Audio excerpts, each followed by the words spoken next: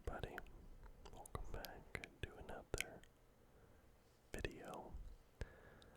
One last time I'm going to say happy holidays to everybody. I'm filming this today on the 26th. It'll be up on the 26th for my Northern Hemisphere viewers. And then we have predictions tomorrow. We have one more video for the 28th to take my 2 days off. And then my next video is going to be up on the 31st, and that's going to be my New Year's resolutions video. My third now that I've done there. But let's talk now about week 16 of the NFL season, my last NFL review video of 2023.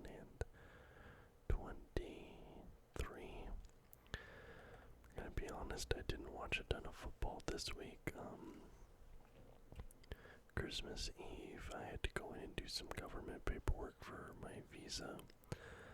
Then on Christmas Day, I was doing a video call with my parents back home, so that was a few hours. So, really I haven't watched much this week. I've been super busy, as I'm sure a lot of you guys were doing holiday things instead of football things, but we'll get into it here. The first game, at least, is one that I was able to watch: Saints versus Rams. And I predicted that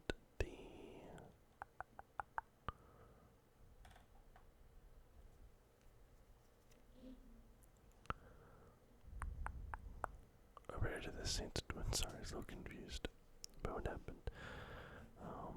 I predicted that the Saints would win. They had a little bit of a push there at the end, but ultimately the Rams prevailed. And I did kind of figure that the Rams would win there. Like I said, at the time I made the prediction, I was just kind of predicting all the other NFC teams to lose that would help the Seahawks get into the playoffs. But here's my notes from that game. I turned the game on. There's 3 minutes, 50 seconds left in the first quarter. The Rams were at the goal line. Third down, Stafford hits Cup in the hands, but he drops the ball. Rams were forced to kick a field goal. Boy, I thought they would, but they actually end up going for it on fourth down. Puka catches it for the touchdown. Rams get the first score of the game. Saints have a decent drive. They also go for it on fourth down, but a sack turns the ball over to the Rams. And then a huge reception for Puka puts the Rams on the 30-yard line. The Rams drive ends in a field goal. They go up 10, and I said that the Saints need to get some points on the board before half. This could get out of hand. Saints offense completely stalls out. Carr isn't getting his passes anywhere near his targets. 3rd and 20, and the Saints just ran the ball straight down the middle. They only got a single yard on the play. It was a really weird play call given the circumstances of the game at that point. Especially because the drive before they'd gone for it on fourth down, then they go super conservative on third down. 3rd and long even, I don't know. Rams go for another field goal, but it goes wide. Game stays 10-0. Saints have one more chance before half. Carr steps back, goes deep to the end zone with a perfectly placed ball to Shaheed for the touchdown. It's a 43-yard pass. 3 plays, 63 yards, ending in a touchdown. I said the Saints needed that. The Saints defense gets a big stop, and they get one more chance at the ball to tie or take the lead. They go for it on fourth down. They turn the ball over to the Rams.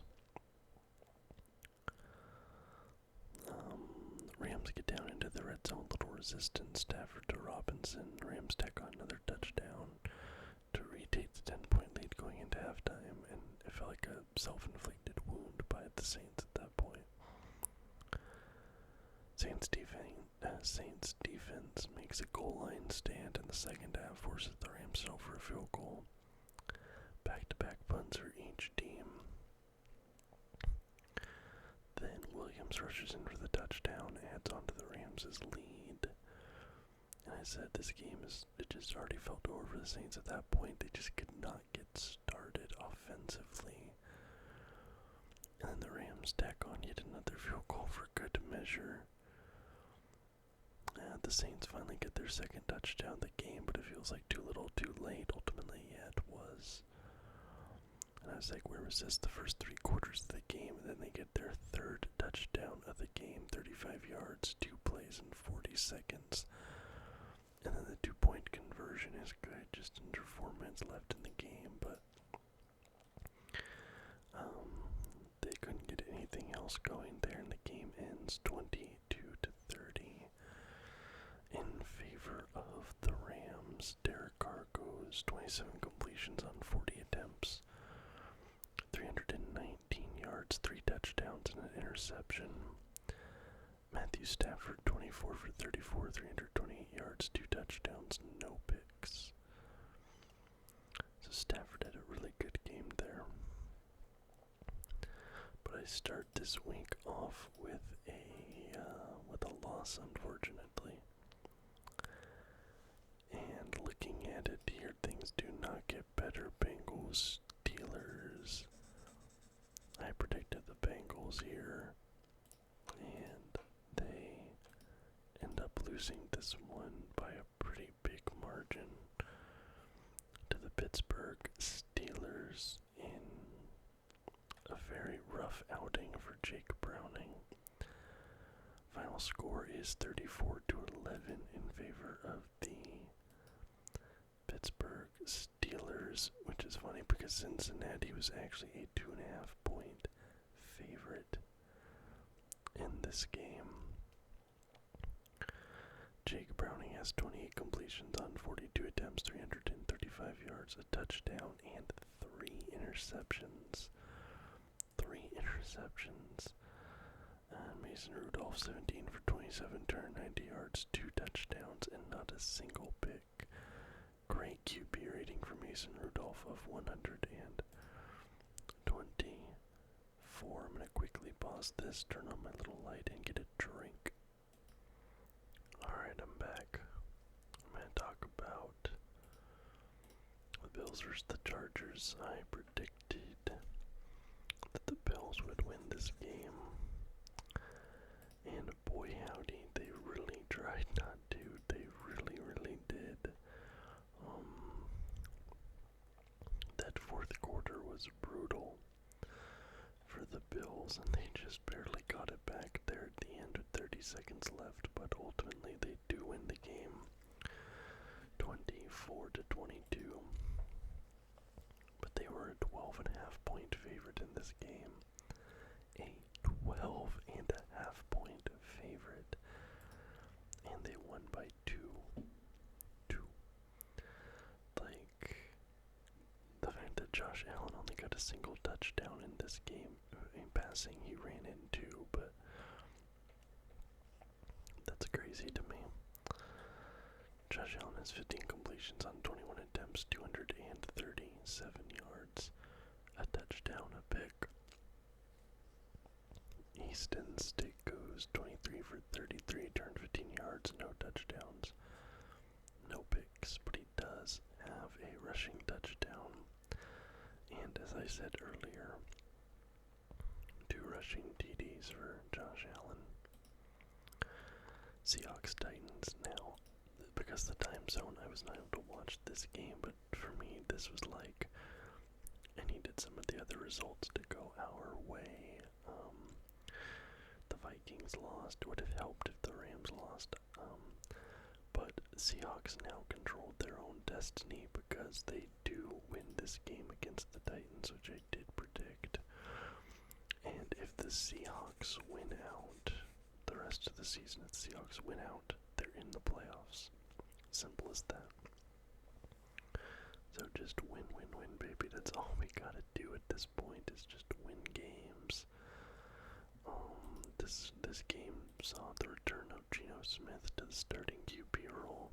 I'm not gonna lie, I was kind of a little bit iffy on that, but he had a pretty good game. Final score is 20-17 in favor of the Seattle Seahawks. Geno Smith goes 25 completions on 36 attempts, 227 yards, 2 touchdowns. Not a single interception, of course, not my guy Geno. I always believed in him. I have never once stated on camera that I think Geno Smith has problems with ball security. Never. Ryan Tannehill, though, was back in action with Will Levis out of the picture. 18 for 26 for Ryan Tannehill, 152 yards. But he did not have any touchdowns nor any interceptions. Derrick Henry had more passing touchdowns than Ryan Tannehill did this game. That's kind of funny. If you think about it, that is kind of funny. I actually opened up Discord real quick. Okay. But, I mean, the Seahawks were, I'm going to be honest, it looked like they were going to lose after that Henry touchdown. But then Colby Parkinson just was a man possessed and powered into the end zone there for that touchdown with a minute left. And, they had a minute, so you're like, okay, maybe the Titans will get down and tie it. But thankfully they didn't, and we now control our destiny. The Seattle Seahawks are in the driver's seat, just win. And we're gonna be A-okay.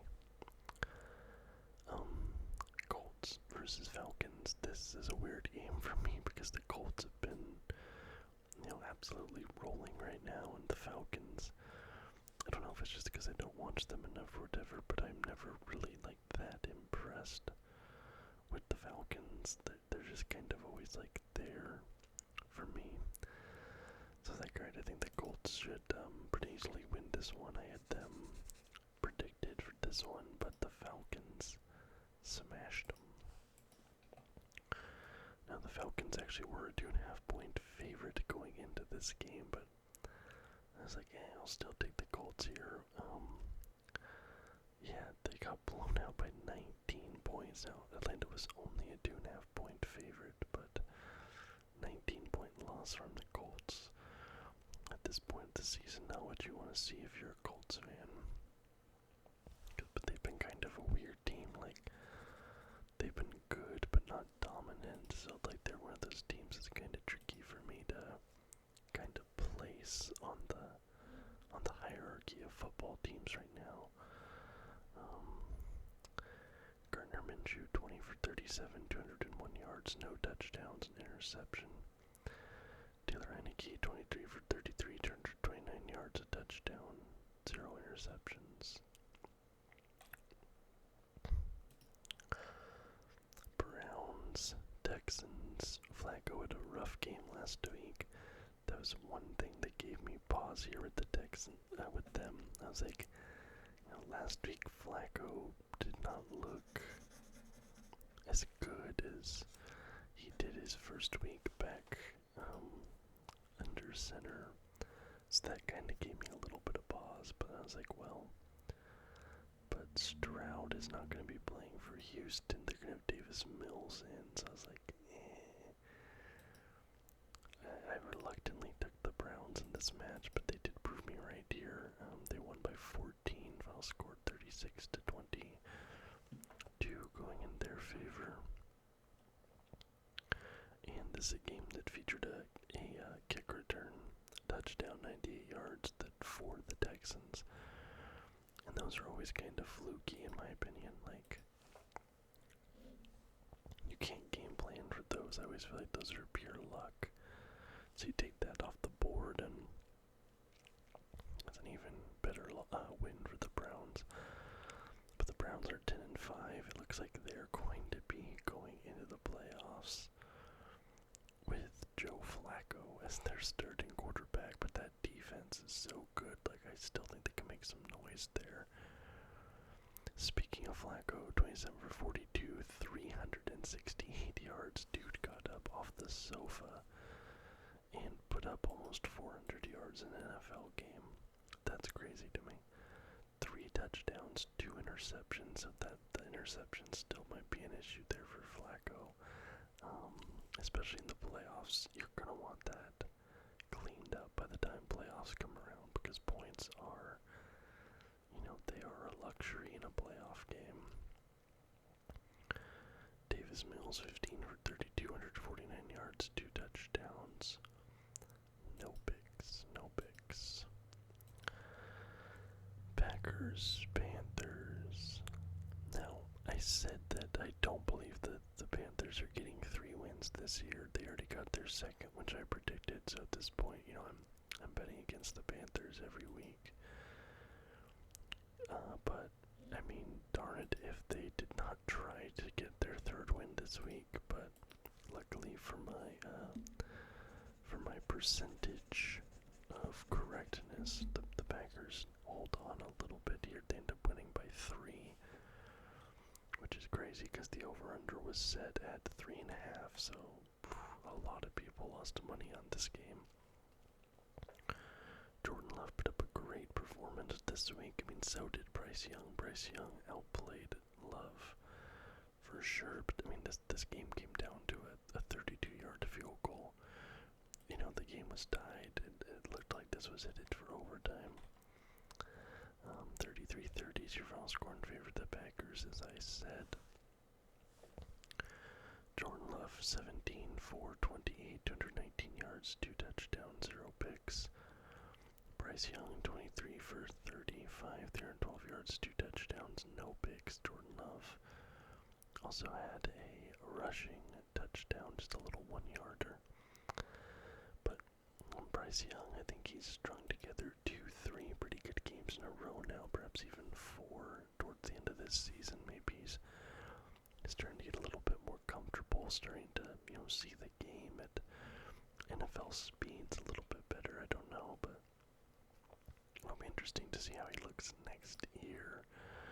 I'm definitely skeptical of Bryce Young, but the Panthers, they deserve, I hope for their sake, I hope he's good. Commanders, Jets. Now, I did pick the Commanders here because, honestly, I just have a hard time predicting the Jets to win anything at this point. But they combined for almost 60 points. This is crazy. This game was a shootout. The Jets win it by 2, 30-28 in favor of them. This Jets team is so weird. Like, I'm thinking about it. Like, they have Trevor Siemian in right now, right? If they would have gone out, like, week 3, after Aaron Rodgers went down, and then after Zach Wilson had that bad week 2 game, they were going out week 3.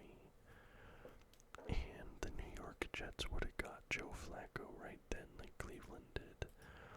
And he was playing to this level. They have these games like this and they look like a good team, but then they have some games that are just total stinkers. And it's like if they got, Flacco week 3, the Jets are better than 6-9 right now. They could even potentially have a winning record right now. I don't know. They are such a weird team to me this season. And this was like a tale of 2 halves. First half was all Jets, second half was all Commanders. But in the end, there's just a little bit more Jets than Commanders. And a 54-yard field goal gave the Jets the lead back there, 10 seconds left, so. But yeah, just a really weird game. The Jets are such a weird team. And you had Jacoby Brissett in a QB. That dude barely was throwing the ball. Like, 10 completions on 13 attempts. 100 yards, a touchdown, no picks. Almost a perfect QB rating, but because he didn't do anything.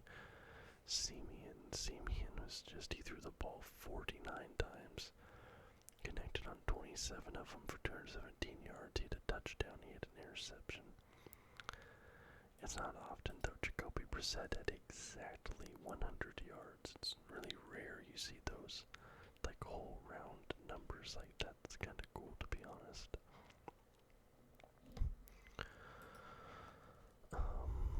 Lions v Vikings. Now, I predicted the Lions here because the Vikings losing helped the Seahawks, obviously, and I was being a homer this week with my predictions. But also the Vikings have been a tire fire, and the Lions looked pretty good last week. Nick Mullins just came out here. Nick Mullins put up like a second half of his career Brett Favre game. The Lions do hang on and win this one by 6, 30-24 in their favor.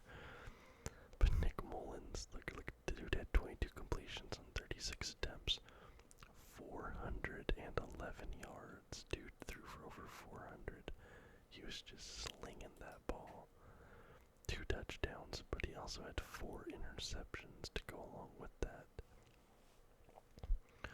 And really, the Vikings could have won this game. I think like 1 fewer interception. You know, if he only throws 3 picks, the Vikings could probably still win this game because there's no pick sixes or anything, but they were just giving the Lions the ball too many times. Jared Goff went 30 for 40, 257 yards, a touchdown, no picks, but honestly, like, given the amount of interceptions and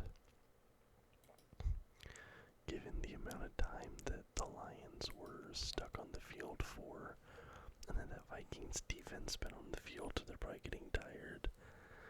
This doesn't feel like that great of a win for the Lions. Like, I think at this point the Lions are the most likely team that Seattle will meet in the playoffs if they win out and get that wild card spot. I'm pretty sure. I haven't looked too much at the scenarios yet. But honestly, at this point, I'm not super scared of the Lions. They feel very pedestrian these last few weeks. Jaguars, Buccaneers. The Jaguars have just completely collapsed. I predicted the Buccaneers here. They get the win. Like, the Jaguars are still leading their division because their division is terrible. The AFC South, they're 8-7. But they had that Houston win. And I think after that, they did the Tennessee and then the Houston win. Jacksonville did. And I think it was around that time when they got those 2 wins. And that was around the time like the Niners had their 3-game losing streak, and some other teams were looking a little bit iffy, and at that point the Jaguars went up to number 1 in the power rankings. People were saying this might be the team to beat in the playoffs. And then ever since then the Jaguars have literally lost every single game. Like, they reached the pinnacle, they got all this attention, all this love. People were like, oh, this team's gonna be good, and then they just drove over a cliff, and they've lost every game since. They were the favorites in this game, and they lost by 28 points. Or excuse me, they lost by 18 points, but still.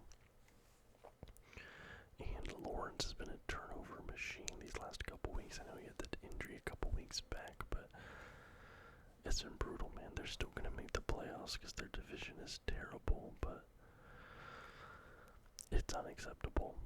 Like, if you're a Jaguars fan, you have to be really upset right now. I saw there's this sports TV program that's just tearing into them, calling them losers, whatever, but this has been a brutal stretch for them. I think you're a young team. Like, you have to prove yourselves. You cannot be getting complacent. You cannot be taking your foot off the gas. You want to go full steam ahead into the playoffs, and they're like 5 yards back from the end zone, and they're stumbling. They might fumble the ball. Trevor Lawrence goes 17 for 29, 211 yards, a touchdown, 2 picks. Baker Mayfield had an amazing game last week. Comes out again this week as another great game, 26 for 35, 283 yards, 2 touchdowns, 0 picks.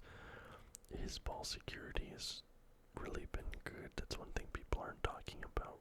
I feel like Baker Mayfield is just not throwing interceptions this season. He's just, or at least recently, he's not. Buccaneers are in they're in the first spot in their division. They might be a team that makes a little bit of noise in the playoffs. I'm quickly gonna pause this here and get another drink of water. Okay, let's talk about Cardinals, Bears, and then we'll finally get back to another game I watched. Cowboys, Dolphins, and then Patriots, Broncos as well, so we have a couple of them there. Cardinals, Bears, I predicted the Bears to win here. They've had a good couple of games here. And they do get the win, 27-16 in their favor. But now we have a very interesting dilemma coming up because, like I said, the Bears have won a couple games now. And Justin Fields has especially looked really good in these last couple.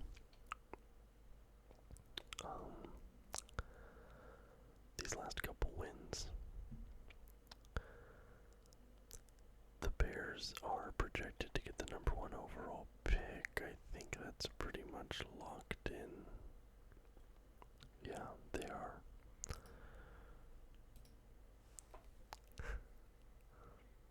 If you're the Bears, do you draft Caleb Williams first overall? Or do you trade that pick to the New England Patriots and take somebody at 2 and stick with Justin Fields? What do you do? Justin Fields was absolutely terrible to start this season. I ragged on him super hard. He had that one infamous game. But these last couple of weeks, he's put together some really good performances. He's looked like a brand new guy. So if you're the Bears, do you go, okay, do we trust that these changes are going to be long-term changes? Do we trust that, Justin Fields, this is the new Justin Fields and he's here to stay? Or do we ship him out? Do we trade Justin Fields, try to get something back? Maybe a second or a third round pick or something, or some guy. And then do we draft Caleb Williams? Because I think a month ago, there's not even a discussion. A month ago, you're like, yep, we're taking Caleb Williams. Now, I think there's a little bit of a dilemma. What are they going to do? Now, the only other good part is if you're getting rid of Justin Fields, his trade value is now up. Unless he's out of contract, I don't know. Don't know if he's under contract or not, but this is a very tricky situation now for the Bears in a situation that looked clear cut not that long ago. Personally, I think I'd still draft Williams and I would ship off Justin Fields. That's me personally. The track record, but new information, it could just be noise, right? Kyler Murray, 24 for 38, 230 yards, 2 touchdowns, not a single interception. Justin Fields goes 15 for 27, 170 yards, a touchdown through the air, touchdown rushing, and a pick. It also depends on what kind of trade package they'd get from the Patriots, right, to move up to 1 overall. But if you're the Patriots, you just kind of go like, you know what, I don't think you're going to take Caleb Williams at 1. We'll just wait you out. We're not going to trade for the pick. I don't know, this draft is going to be really interesting, I think. I think this draft is going to be very, very interesting. Okay, Cowboys, Dolphins, finally a game that I watched. I predicted that the Dolphins would win this one. And they did. I actually am kind of surprised I did a little bit better than I expected here. A couple of these, I see some mistakes coming up, but okay. There's a couple rough ones here, but we'll get through it. Alright, let's talk about this game. Oh yeah, I missed a lot of this game because this was on when I got home from the government office office. I was doing my visa paperwork, so this game started while I was like sitting down with some immigration people doing that stuff. And then by the time we got home, I turned the game on. There's 11 minutes 53 seconds left in the third quarter. The Dolphins were up 13-7, and Miami had the ball. Immediately, there was a wide open connection from Tua to Tyreek. But the drive ends in a field goal for the Dolphins. They go up 16-7. Cowboys stall out on their drive. They kick a field goal as well to make it a one-touchdown game. Tyreek Hill continues to get himself wide open against the Dallas defense, and then Smythe is wide open over the middle. Dallas was just leaving the middle of the field open all game long. Waddle goes out injured. He limps to the sideline. I feel like I've said that a few weeks now. Dolphins get the field goal right back. They go up 9. Waddle leaves. The game goes out to the locker room. Dallas can't get the ball into the end zone. Their field goal unit comes back onto the field. But then the Dallas defense makes a massive stand, gets their first sack of the day on Tua, forces a punt. But then Dak is sacked. That sets up a 3rd and 6.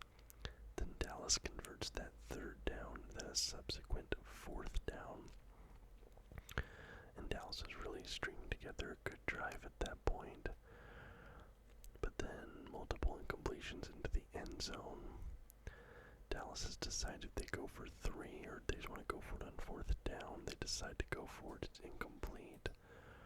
But there is a flag. Prescott gets sacked on the first play of the new downs, but I said that the longer field might actually help Dallas. And it does. They finally get a touchdown. Brandon Cooks through double coverage. Dallas takes the 1-point lead. Miami has 3 minutes to at least get a field goal and win. And a defensive face mask won't help them.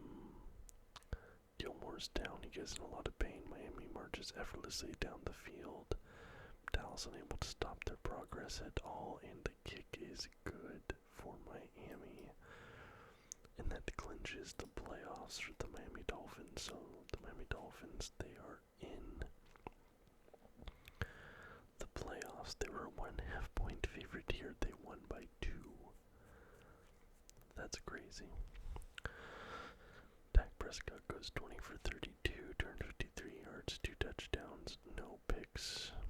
Tua Tagovailoa, 24 for 37, 293, a touchdown, no interceptions. Honestly, doesn't seem like that great of a game offensively for Miami. But now we come to Broncos Patriots. I predicted the Broncos here because of course I did. They were a 7.5 point favorite. The Patriots won. The Patriots won, and honestly, it was pretty convincingly. Let's talk about it. My first comment about this game, the first thing I wrote in my notes was, "Why am I even watching this game? Whatever." The Patriots start with the ball. Zappi drops back, he immediately gets sacked and fumbles, and the Broncos recover. And I typed out, so that's how this game is going to go. Russ gets pressured and scrambles. He throws to the end zone, and it is intercepted in the end zone. So you have a fumble, you have a sack fumble to an interception on the other side. And I just said, what is this game? After review, they see it's an incomplete pass. 4th down, they go for it. They do not get it. Turnover. The Patriots go 3 and out. They can't get out of their own end zone. The Broncos have great field position. They're unable to get anything going. They're forced to punt. And I said the start of this game has just been terrible, terrible football. Mims is a great punt return after Patriots 3 and out. A 50-yard punt return. Then Williams Thomas powers ahead, falls into the end zone for the Broncos touchdown. The Patriots start stringing together a nice offensive drive, ends in a field goal for the Pats. Cuts the deficit to 4. The Broncos are stringing together a nice drive, then there's a fumble, and New England recovers, and I said the game just got very interesting. New England ends up having to punt the ball right back, and at one point the ball just fell out of Russell Wilson's hands. It was very strange. I've never seen anything like that before. Patriots go for the field goal, but it misses wide right. Dying seconds of the first half, the Broncos get into field goal range, and they miss wide left. And, yeah, brutal. Just a terrible first half of football, to be honest. Zappy has a beautifully lofted ball, puts the Patriots into a dangerous position, then Zappy to Ezekiel Elliott. He hurdles a Bronco on his way into the end zone. The Pats take the lead. Then the extra point misses, and it's the loudest miss you've ever heard in your life. I think it hit the microphone. Denver goes 3 and out for the Pats touchdown. Zappy continues to make great passes. And then there's another touchdown for New England, and I said, is Denver really going to lose this game? And then the craziest thing happens. Mims gets the punt return. He fumbles it.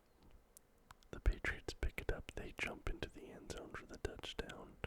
So in the third quarter, the Patriots get 3 touchdowns, 2 of them in less than 10 seconds. Absolutely crazy. And then Russell Wilson, he gets sacked, he fumbles the ball, the Broncos are falling apart, and at that point I turned the game off. I see they started to come back a little bit there, they tied it up, but the Patriots get a field goal at the end to win it. Absolutely brutal for the Broncos. They fall to 7 and 8, and they fall to 3rd in their division. They were like on the warpath. I was looking at that team, oh my god, this team's gonna be a playoff team, but now I don't know, they might miss the playoffs. They lost to the Patriots, like, this was a must-win game for them, especially because, who do they have coming up? They have the Chargers. They should probably win that one, but who knows? And then they have the Raiders. They could go 1-1 there. I think this Raiders team beats this Broncos team at the moment. They could very well go 0-2, but I think at best they go 1-1, and the Broncos might be out of the playoffs. Let me check. Broncos playoff chances. The Broncos currently have a 6% chance to make the playoffs. That is brutal.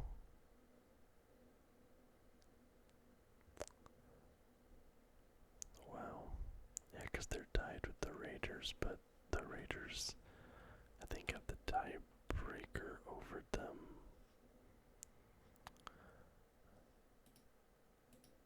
Even if the Broncos beat both the Chargers and the Raiders, they only have a 17% chance to make the playoffs. That's actually crazy. If the Chargers win, they drop to 0%. So if they lose to the Chargers, they're eliminated.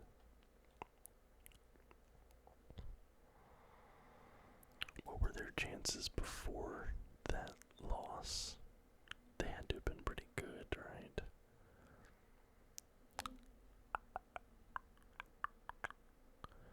They had to have been pretty good. They had a 22% chance of making the playoffs, and they fell to 6%.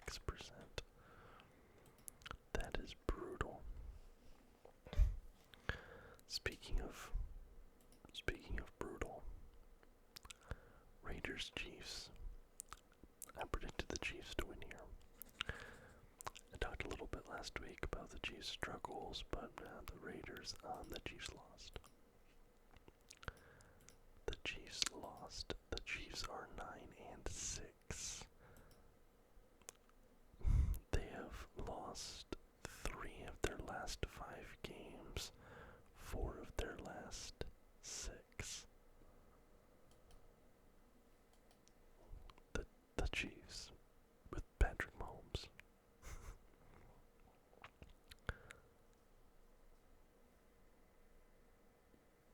Hold on, there's some weird noises. I'm gonna pause real quick.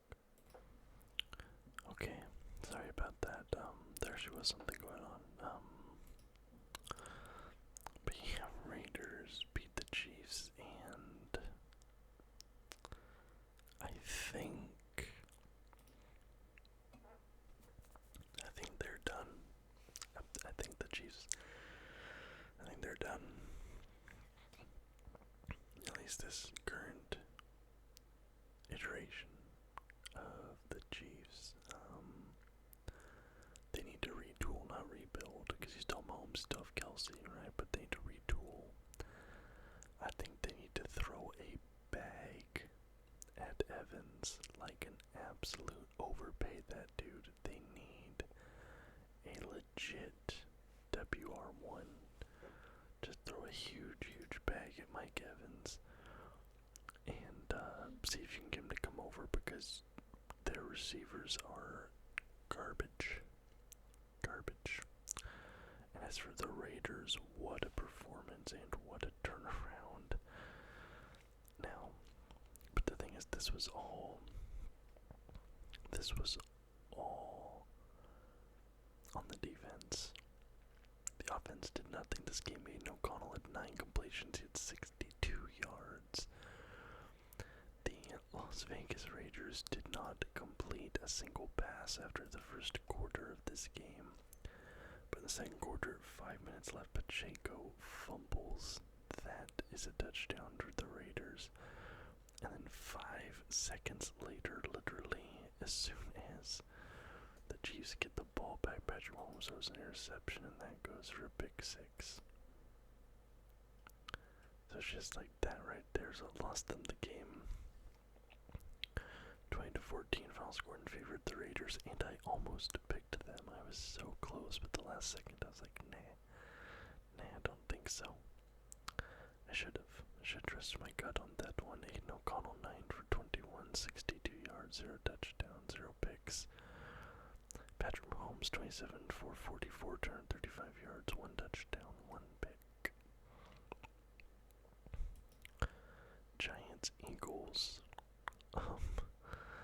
I saw this fantastic tweet about this game, and it said, Tommy DeVito's family is using slurs you've never heard before now that he's been benched for Tyrod Taylor. And it's one of the funniest things I've ever read. This game was a lot closer than I honestly expected, though. The Giants did hang in there. The Eagles ended up winning this by 8, but they were 13.5-point favorites, so the Giants definitely did overperform, but still, in the end, the Eagles get the victory there. Tyrod Taylor 7 for 16, 133 yards, a touchdown, a pick. Jalen Hurts 24 for 38, 301 yards, 1 passing, 1 rushing touchdown, 1 interception, but that interception ended up being a 76-yard pick 6, on which the 2-point conversion was good as well. So now finally Ravens-Niners. I was being homered this week. I predicted the Ravens to win this game, even though the 49ers were a 6.5-point favorite this game. I predicted the Ravens, and the Ravens showed up. The Bird Bros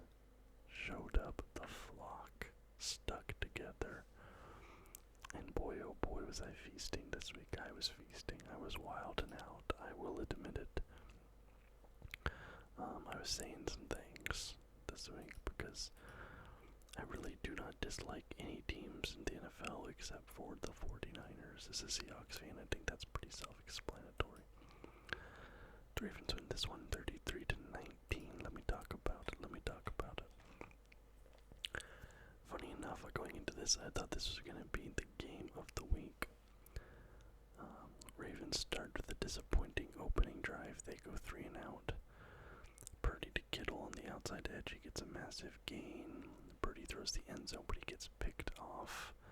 That was a really bad throw on Purdy. I'm not sure why he threw that one. The safety just came right over and yoink, took the ball. And then there was a safety because Lamar Jackson tripped over a referee in the end zone. So the Niners get the first points of the game off of a very weird safety. And then they get the ball back.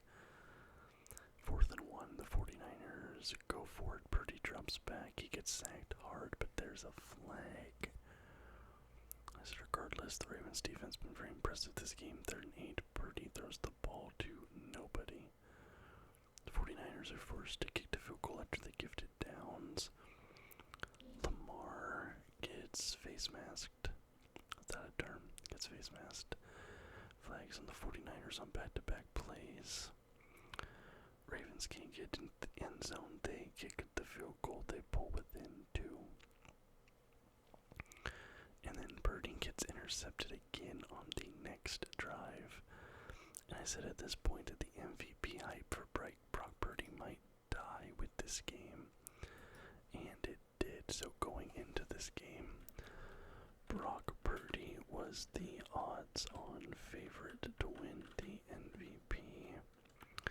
And he is now fallen all the way down to 3rd. Lamar Jackson is now the first favorite to win by a very decent margin.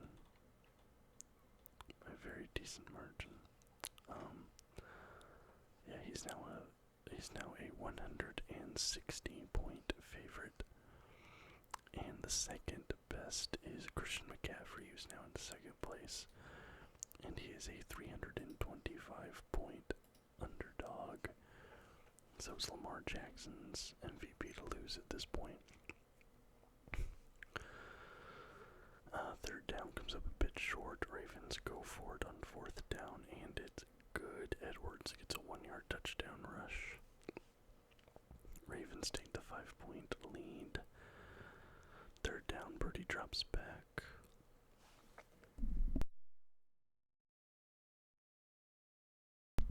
Sorry to clear my throat there. 3rd down, Purdy drops back. He scrambles. There's a couple of flags, but the ball ends up in the hands of a Ravens player. And the flag ends up being on the 49ers. It is the 3rd interception of the game for Brock Purdy, but not his last. And at that point on Twitter, there were some Trey Lance fans wild, and I saw some people put Trey Lance in the game. Oh wait, not that Trey Lance is trash, but still Trey Lance still has a lot of fans in the 49ers fan base. It's crazy. Ravens unable to do anything with a great field position, therefore take the field goal to go up 8. McCaffrey powers ahead after a massive run. He gets the first 49ers touchdown of the game. Lamar breaks off a massive run, puts the Ravens at the 10-yard line with 10 seconds left in the first half. Ravens take one shot at the end zone, no good, 4 seconds left, field goal. 4-point game for Baltimore. Purdy almost gets intercepted again on 3rd down. On the opening drive, the second half, the 49ers are forced to punt. Edwards has a great reception for the Ravens, puts them on the 5-yard line. And as if Baltimore scores here, it feels like they're going to completely take control of the game. That's Lamar to Aguilar. And it's another Ravens touchdown, 11-point lead. And then Purdy gets intercepted by Patrick Queen on the first next drive. And I said Purdy's 4th interception of the game. MVP talk is done. It's dead. It's over. Done. The Ravens immediately answered the touchdown. Zay Flowers this time. 18-point lead for Baltimore. 3rd down. Deebo Samuel catches the ball, but he drops it. 4th and 7. Niners have to punt.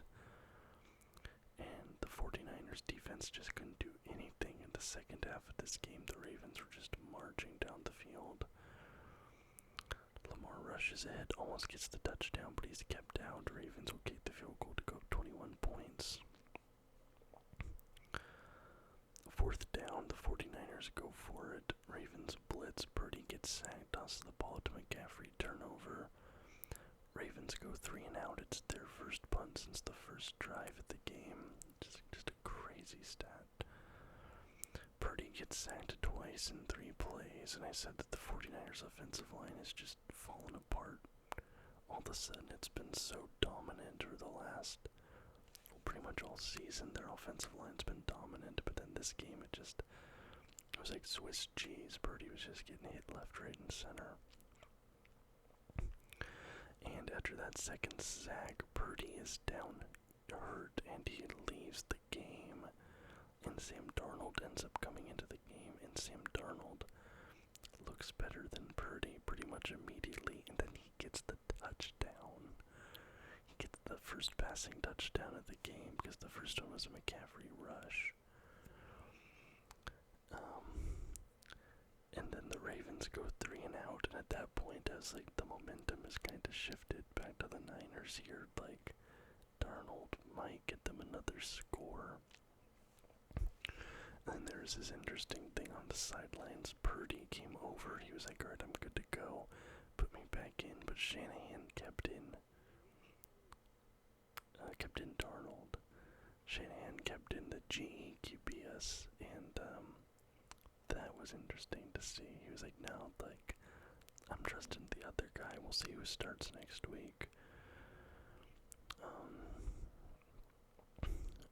San Francisco leaves Darnold in the game. He immediately gets sacked. Ravens force a 4th down, but Darnold to Deebo converts it, keeps San Francisco drive alive. Darnold gets sacked on 3rd down at the goal line. Niners go for it, but Darnold gets intercepted on a shot to the end zone, and the Ravens win. That was my upset pick of the week, and it came true. And for me, this was my Christmas gift. 16 games this week. I got 2, 4, 6, 8, 10 of them correct. So 10 divided by 16. 10 divided by 16 is 63%. So my total should go up. I come to 143, 4, 240 this season. 143 divided by 240, and finally we're back up to 60%. So good week for me predictions wise. Let me know what you guys thought of this week of football. A lot of stuff. I feel like there's been a lot of changing of the guard right here, and this continues to be the weirdest, most difficult to predict season of NFL football in my lifetime. I feel like, I don't know, there's so many teams. Like, the Super Bowl winner is gonna have like 4 or more losses. When's the last time that happened? Like, that's crazy to me that there's gonna be a Super Bowl winner with a ton of losses on their record. I don't know. Maybe it's because I grew up like in the Tom Brady era. Like, all the teams that won were like super dominant because they either were Tom or had to be good enough to beat Tom. So I don't know, but anyway, guys, thank you so much for watching. I do hope you enjoyed the video. If you did, please leave a thumbs up. Subscribe to the channel for more content just like this almost every single day. And until next time, guys.